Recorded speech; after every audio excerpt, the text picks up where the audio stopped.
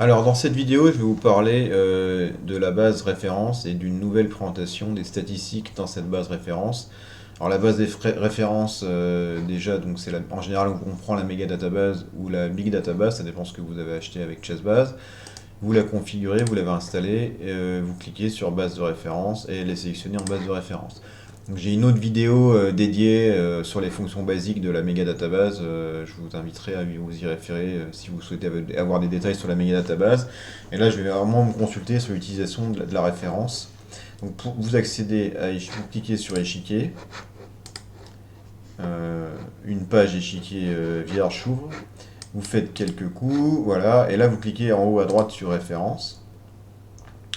Et vous voyez que des statistiques apparaissent sur les coups joués. Donc il faut avoir un peu attendre que ça arrive à 100%. Voilà, donc là vous êtes arrivé à 100%. Donc vous voyez le coup principal le plus joué, plus d'1 million de parties, c'est deuxième cavalier F3.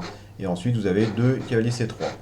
Là c'est la mode, donc plus cette statistique est rouge, plus le coup est joué, est actuellement joué.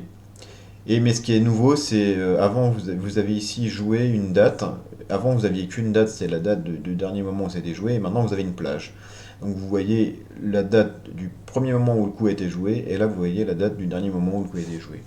Donc c'est intéressant, vous pouvez voir que par exemple le coup cavalier F3 a été commencé en 1572, alors que le coup cavalier C3 a été commencé en 1836.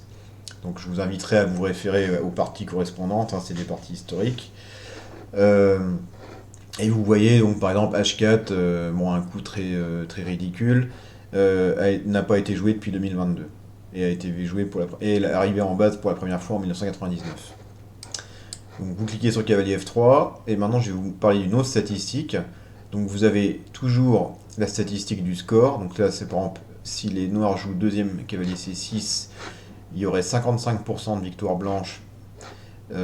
Et si les noirs jouent 2 cavaliers F6, il y aurait 57% de victoire blanche. Mais ce qui est intéressant et nouveau, c'est la statistique sur les nuls. Vous voyez que par exemple le deuxième coup cavalier C6 conduit à 25% de nuls, alors que le coup la défense Petrov, qui est le deuxième cavalier F6, conduit à 29,7% de nuls. Ce qui n'est pas surprenant puisque la défense Petrov est réputée pour sa solidité et conduit à beaucoup de parties nulles. Ces statistiques de la base référence peuvent être également utilisées quand vous préparez un joueur. Donc nous allons maintenant nous concentrer sur Ding Liren, le champion du monde actuel à l'heure où je vous parle. Il va bientôt jouer un match de championnat du monde contre Gukesh. Vous cliquez sur le bouton droit et vous cliquez sur se préparer contre les blancs. Et là vous voyez, vous allez un arbre qui va se créer dans les références. Alors vous avez toujours la mode, hein, c'est-à-dire que vous voyez qu'il joue. Là c'est la mode, c'est plus c'est rouge, plus le coup il le joue régulièrement actuellement.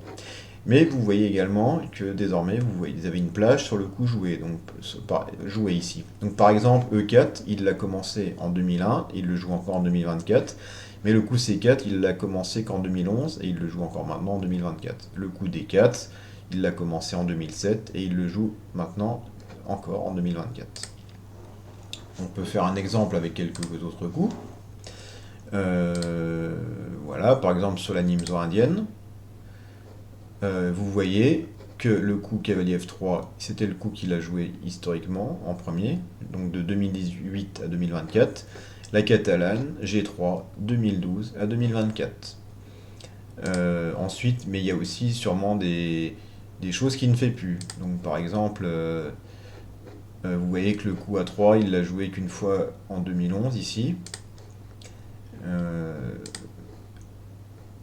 Et vous voyez, voilà, par exemple, cavalier D2, ici, sur cette variante de la West indienne, il l'a joué entre 2014 et 2019, il l'a pu jouer depuis. Par contre, le coup B3, il a plus d'expérience avec, il a 10 parties, et il l'a joué entre 2012 et 2020. Donc voilà, c'est une statistique, bon, on pourrait prendre énormément d'exemples sur ces statistiques, mais c'est une statistique qui vous permet, je pense, de mieux cerner les possibilités de rencontrer un coup quand vous jouez un adversaire, quand vous préparez ses ouvertures.